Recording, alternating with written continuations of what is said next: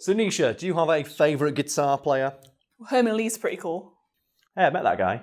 Whilst the name Buckethead might not mean all that much to the majority of people watching this, to guitar aficionados and painfully obnoxious hipsters, it is a name belonging to one of the most talented and weirdest guitar players alive today. A guitar player who directly credits his guitar playing prowess to chickens. Okay, Buckethead. That's clearly not his real name. No, Buckethead was born one Brian Karl, but he has been performing under the name Buckethead for the last few decades, and his musical output rivals that of entire studios. And he has put out somewhere in the vicinity of 300 solo albums since he first started making music. 300? 300 solo albums, yes. That is a lot of music. Yeah, and people might be thinking, well, clearly, if you're releasing that many albums, some of them must be filler, or just like, random tidbits that release and called an album. It's like, no, I should point out that each one of those albums contains at least 25 minutes of new music written, composed, and recorded by him. He must be coming up with, new songs every day for that. Pretty much, yeah. There was, I think 2018 maybe it was, or there was 1 year where he released a new album every week. Which contained, a new album contained at least, like I said, almost half an hour of brand new music composed by him. And people might be thinking, well, what kind of music does this guy play? The answer to which is everything. And there will now be a little fact bar below me just talking about or just discussing the various genres he has composed songs in, but they're insane. That makes me feel like a slacker. Knowing he's put out a new album every week. Every week, yeah. What am I doing with my life? He's released more albums than Michael Jackson, Prince, and David Bowie combined, and they're three of the most prolific musicians in all of history. And this guy's just doing it in his bedroom on his own, just recording a new album every single fucking week. It's crazy. And that's just his solo output, because he's also worked with a multitude of other musicians, a small list of which will again be featured below. And he's appeared on the soundtrack for films as diverse as the music he himself puts out. So, for example, he helped make the soundtrack to Last Action Hero and Saw 2. So, not exactly too sure, but yeah, he did that. And that reminds me of a lot of Hans Zimmer. It's like, oh yeah, that really famous composers and all these really amazing movie soundtracks, and then he did a soundtrack for Modern Warfare 2. And I just really like that. It shows range. Yeah. Which is what I think is the most impressive thing about musicians, and they have range. Not just that they're very proficient in one area, it's that they're proficient in many areas. And in Buckethead's case, virtually every area of guitar playing available. Because he can play virtually every known style of guitar. And something that might not be clear from the pictures of him behind me is that he's 6 foot 8 inches tall. Really? He is a huge, huge guy, and he has to play custom-made, slightly larger than average guitars, because his hands are so massive he can't play regular guitars. And he's also just compellingly strange. And before we move on, there's one thing I have to address, and that is the long-standing rumour that Buckethead played the lead guitar on the Mighty Morphin Power Rangers theme song. Oh, that's such a good theme song as well. Everyone's got it in their head now. Here's a clip. And there is a rumour that has gone around for years that Buckethead did that, because it is known that he helped work on the soundtrack for the Mighty Morphin Power Rangers movie in some capacity. But exactly what on it he wrote or played isn't really clear. So again, it's just a rumour, but I just like the idea that in addition to all this, he also maybe played the Power Rangers theme song, which is one of my favourite riffs of all time. And it's super fucking awesome. Oh, I love this guy. Right, you mentioned that he worked with quite a lot of famous musicians, worked in some bands. Yes. Have you got examples of that? Well, the most famous example of a band is probably Guns N' Roses for their Chinese Democracy album, which I think took a decade to get released. After the departure of Slash, they chose Buckethead to replace him, which I think, for laymen who don't really know much about music, they know Slash isn't a synonymous with, guitar playing gods. Yeah. And Buckethead was chosen as a guy to replace Slash. And as you might imagine by the pictures behind me, folks at home, this is a very weird man indeed. And it's noted that he will refuse to play or record music without first putting on a white mask with a bucket of KFC on his head. The importance of which I will explain in a moment. But, for the most part, this is largely tolerated because he's just that fucking good.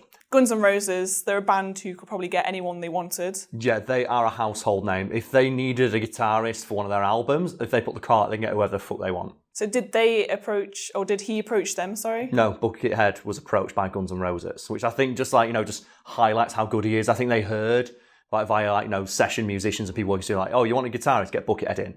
He's weird, but he's fucking good. So they got him in, and they largely tolerated all of his weirdness, which included, and I'm not making this up, setting up a chicken coop in the recording studio, which he would sit inside to play guitar.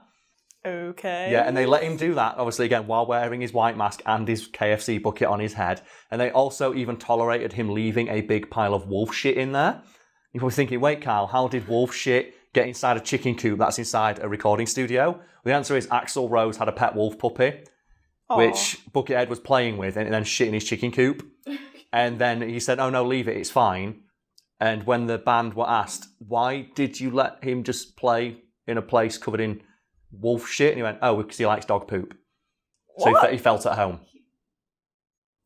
Just don't question it. He likes poop.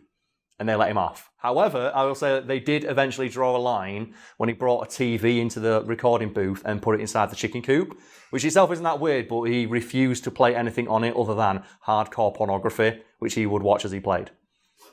Oh. In a chicken coop, covered in wolf shit. Oh. Yeah. Okay. Yeah. I'm speechless. I don't know. There's nothing more to say on that. This is a really weird... And just think, though, this is Guns N' Roses. If they wanted to get... They could have brought anybody in. The fact they tolerated this says how good the guy is. Yeah, it's like, that is some weird stuff. So I'm going to sit in this booth covered in shit, playing guitar with a KFC bucket on my head, and Guns N' Roses like, yeah, that's fine. Just let him do his thing, because you know what? The music coming out of this guy is fucking sweet. Despite all this weird stuff, did he go on tour with them as well? He actually did, yes. And Buckethead's weirdness didn't end at the recording booth, because when they went on tour, he was like, yeah, sure, I'll play. But I want to go on stage first. I'm like, oh, to play guitar solo on the crowd? He goes, no, I want to go on stage and do a techno dance routine with a set of nunchucks. What? Yeah. What the fuck? And a video of which we'll play now. So, yeah, this is actual proof of him doing this as well. Well, of course, yeah, because he did it at concerts that thousands of people were watching. And, like, I think it got to the point where Axl Rose said, look, man, you are really, really good, but you need to cut this shit out. And eventually that he parted ways with the band because he was too weird. I don't think anything sums up just how much friction there was between Buckethead and the band when Axl Rose, legendary prima donna asshole Axl Rose, said, now you're taking the piss. A guy who will go on stage 2 hours late and then yell at the crowd for being mad about it. And he got annoyed with Buckethead's antics. Like, even they couldn't put... I think there was interviews with him and say, the guy is one of the best guitarists I've ever seen. He's just too fucking weird. So just think about that. He fucked up his chance to play on stage with Guns N' Roses because he wanted to go do a techno dance routine with a set of nunchucks. What a don. There was a line and he crossed it. He was. Who knew Axl Rose had a line? Every time you say Buckethead, I always just think of Lord Buckethead. Oh, Lord Buckethead? You know, our galactic saviour. People don't know what we're talking about. In Britain, there's a politician called Lord Buckethead. And I think he ran against Theresa May, is it? Yeah. Yeah, he didn't get... Like, Theresa May won in her district, which is really funny that she had to go on stage and stand next to him. And he had to, like, he gave a speech about how shit Theresa May is. Oh, man. I think we almost voted for Monster Raven Looney Party. Oh, man. They've got some really good ideas. Yeah.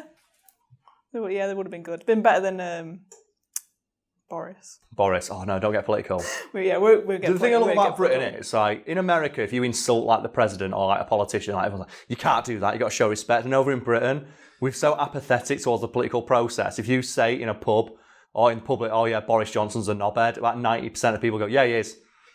It's so good. I love it. I love Britain.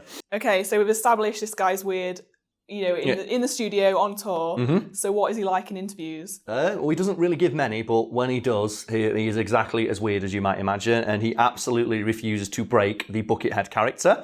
So he will give all interviews in the white mask with the bucket of KFC on his head, and sometimes he will not talk at all. Sometimes he will talk through a puppet, which he claims is absolutely real and is communicating on his behalf and is its own distinct entity.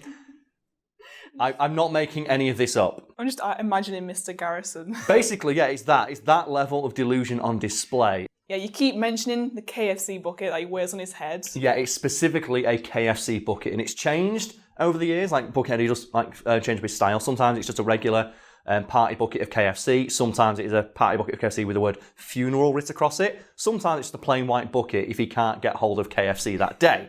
And according to Buckethead, in these in-character interviews, he says that is a monument to the millions of dead chickens that have been killed by people, and specifically KFC, that he is channeling via his guitar playing. And he claims that he's not actually a good guitar player, he's just a conduit for the millions of dead chickens out there, and that he is playing for them.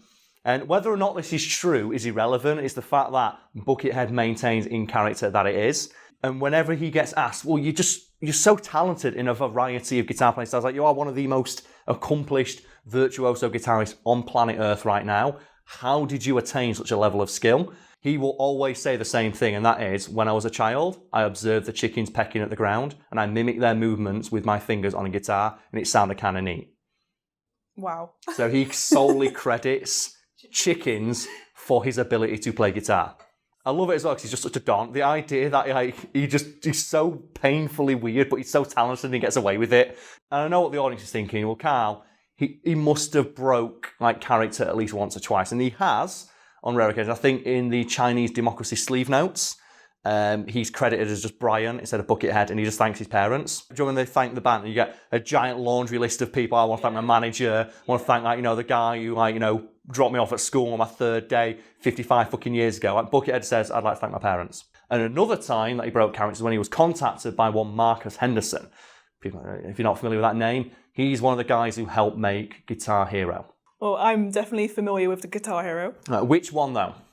Mainly the third one. Okay, I did dabble in the second one a little bit, but Okay. I didn't enjoy it as much as the third one. Well, if you played Guitar Hero 2, and if anyone out there did, you probably started to recognise Buckethead's name because he wrote the song Jordan, which fans of Guitar Hero largely agree is one of the most difficult songs ever put into one of those games. Or even like harder than Dragon Force. Opinion is divided. Let's just put it that way, because I don't want to start the argument. But to many people, Jordan is one of the hardest songs in the game. And Marcus Henderson was a big fan of Buckethead, because obviously he was aware of him and thought, well, this is a game celebrating guitar work. Or at least it was when they were making Guitar Hero 2. Like, we need to get this guy involved in some capacity.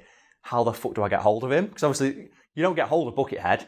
You don't have a manager or an agent or anything like that. You just have to hope that you can get hold of him via people who know him and can pass you a number. And Henderson managed to get hold of Buckethead and was surprised to learn he was a fan of the first game.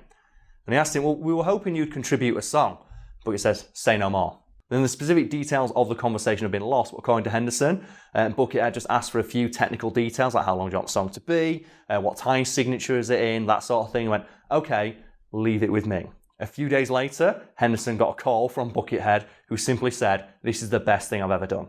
So what you're saying is he wrote this entire song in a couple of days? Not the entire song, no, because Jordan, the main riff of it, which I'm guessing is stuck in people's head now if they play Guitar Hero 2, was something he'd play on stage. Like, it was something he'd play while just improvising. Yeah. And what he did is he wrote a new guitar solo to go in the middle, and apparently he wanted to make it the most difficult song in the game, which is why that song is so fucking difficult to play. I think on the Xbox 360 version, you get an achievement, not for completing the song, but for just getting through the guitar solo. I think it's called like Wall of Skittles or something like that, and he deliberately wrote it to be the most difficult song in that game because he wanted people to hate him. He wanted people to curse. He's like, who the fuck is Buckethead? And I think now he's added that song to his repertoire, so whenever he's on stage, he'll always play Jordan, so he knows that's the song everyone likes the most. Yeah. And when he plays it live on stage, he always plays it at double speed to prove that. The only thing holding me back was how fast the game could go. Jesus. And I just love that idea. But yeah, this guy's fucking weird and I love him. You do you, Buckethead, you do you. So correct me if I'm wrong, Nisha, but you are a big fan of the Guitar Hero games, yes? Yep, huge fan. Okay, and it's number 3 specifically is the one that you like the most. That is the first Guitar Hero game I played when I was younger. I think that's everyone's, yeah. It's got all my favourite songs on it. Like, for example, my go-to song that I could always play on hard mode. On hard mode. Oh. I couldn't do expert, but on no hard one can do expert. Everyone who says they can is a liar. on hard mode was always The Killers. Oh, it's just so, When you were young? Yeah, it was such a good song to play, and it was my favourite song at the time as well. I think mine is always Cliffs of Dover by Eric Johnson. I love that song so much. It's so catchy. It's so fun to play. It is. It's really fun to play, and it's what inspired me to actually pick up a guitar myself. Yeah. And it's one of the few things I can actually still play on a guitar now. I've not played it in years. I fucking love Cliffs of Dover. It's so fun. And again, like Eric Johnson's still in that way of Buckethead, where that's one of his really famous songs that he plays on stage, but because he can't actually remember how to play it properly, he just makes it up as he goes along. So he knows like the main riff and he'll just improvise on it and it sounds fucking amazing. Yeah. And all of his live performance of it just blow my mind. And every time he goes on stage, he plays a slightly different version. So every version of that song played on stage sounds different, but somehow better than the last one. It's great. Similar to Jordan, where just Buckethead, he knows roughly how the guitar solo goes, but he just riffs on it while he plays on stage. The only song I can't play, probably on medium, is the Dragon Force one, obviously. No one can play it. That sounds ridiculous. I think we can probably get through it if you star power early on. Yeah. Or you save your star power, and then when you get to the guitar solo bit, which is the worst bit, I think, just Well, the guitar star solo is power insane. through it. And do you know what my favourite thing? We can talk about this because it's stupid as fuck. And I actually had a chance to ask Herman Lee about it. And it is, do you know in Guitar Hero 5, Guitar Hero Live, Yeah. in that game, so like people don't like Dragon Force, it's a 7.5 minute long song, I believe, 3.5 minutes of which is just pure guitar solo. It's insanity. It is like infamous. I think it actually helped put the band on the map. People know the band because of that song. Yeah. And in Guitar Hero 5, which they call Guitar Hero Live, you Get It Live 5, they said, we've got to put Dragon Force back in because that's the song. People know that song. Mm-hmm. People fell in love with this series watching people try and play that song on YouTube. But they put in the music videos in the background Yeah, they did. of the song. So it's live. You're playing along with the band. The thing is, the version of Through the Fire and the Flames in the music video is 5 minutes long. They cut out 2 minutes of the guitar solo. So the whole point of the song playing guitar is 'cause it's 7 minutes long. It's just like, it's a test of endurance as well as skill. When I asked Herman Lee about it, they hate it. And it's the studio that told them, you can't make a 7 minute long music video. It has to cut it down. And I think his quote was, if someone's going to butcher the song, it might as well be us. Yeah. So they chose what's cut out. And it's like, but the thing they cut out is the grinding scales, which is my favourite bit of that song, because it's so fucking cool. And I remember I played Guitar Hero 5. My mate bought it. He got 2 guitars. We went in, we sat down, we got them out. I went, oh man, I miss Guitar Hero. Guitar Hero's so fun. And we go, Dragon Force straight down. You've not got any tokens. What do you mean I've got no tokens? Because fun fact, in Guitar Hero 5, you have to get tokens to play songs. So you can't just play a song over and over again to practice and get better. You have to play whatever it tells you to, unless you pay them money. Oh. It might not surprise people to learn this game fucking died and flopped harder than a match being kicked into a pun. But I went, we'll play that. It got up to the bit and I noticed that the grinding scales weren't in it. I went, well, it's not the full song. This is useless. And I put the guitar down. I'm not playing. I'm not playing this game. It's useless. I think, the issue I found with that one is they tried too hard to make it more realistic. And then the version where you could play in front of a live audience used to annoy me because you'd hit 1 or 2 notes wrong. And they'd boo you and they'd start booing you. And then you'd hit one right and they'd be like, yay! Yeah. And they'd be like, yay, boo, yay, The most boo. fickle audience ever. Like, oh my God, please stop. I just preferred the cartoony style of just like the proper, just like the look of the first 3 games was incredible. And one of my favourite little tidbits about the game is that the bass player, people don't remember the bass player from Guitar Hero, but it's like, the really long-haired guy with a black t-shirt on. They never changed his animation for playing the bass guitar in the first 3 games. Because they were thinking about it, because obviously the drummer's got drumming time, the singer and stuff. And I think they looked at the bass player and went, his animation just works with every single song. So he has the exact same animation regardless of what song you're playing. So it doesn't matter if you're playing Through the Fire and the Flames or he does the exact same animation and it works. And it's the same one from the first game. I never noticed. I never noticed. We'll go back and play it and keep an eye on the bass player. He does the same thing over and over again, which I think is it must be a meta commentary on how few people give a shit about bass.